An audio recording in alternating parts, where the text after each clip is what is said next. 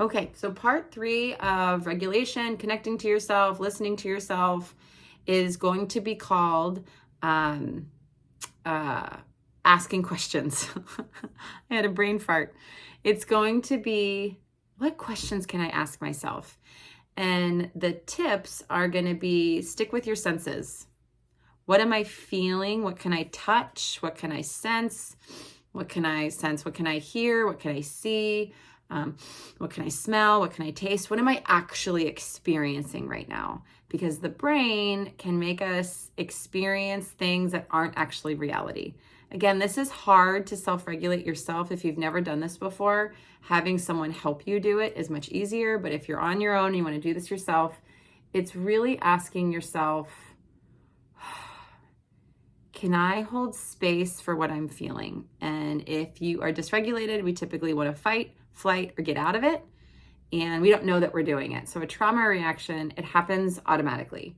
And the more and more you do this work where you get to be in tune with yourself, you will understand, oh, I'm actually really anxious right now. I'm actually trying to avoid the conflict right now.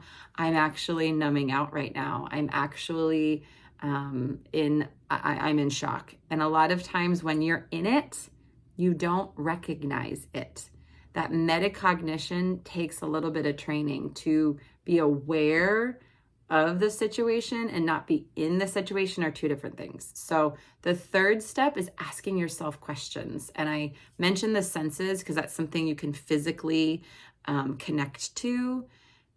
Understanding what you're feeling, sometimes describing the sensation. This feels sticky, this feels hot, I feel cold.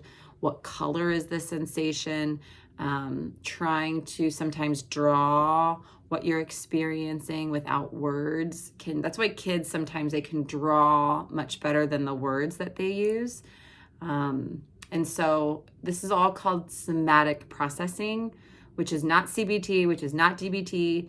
And a lot of times, if you're really trying to tune into yourself, talk therapies are good. I love all of those things, yet they are not healing. Healing is going to be really stepping into your intuition, and sometimes it's less words. And DBT and CBT are frames that keep you stuck in words. And so this might piss a lot of therapists off, but I've been around the block and I've seen true healing, and it's really getting into your nervous system and regulating your nervous system while using frameworks that are good to help you for moving forward to understand what you're thinking.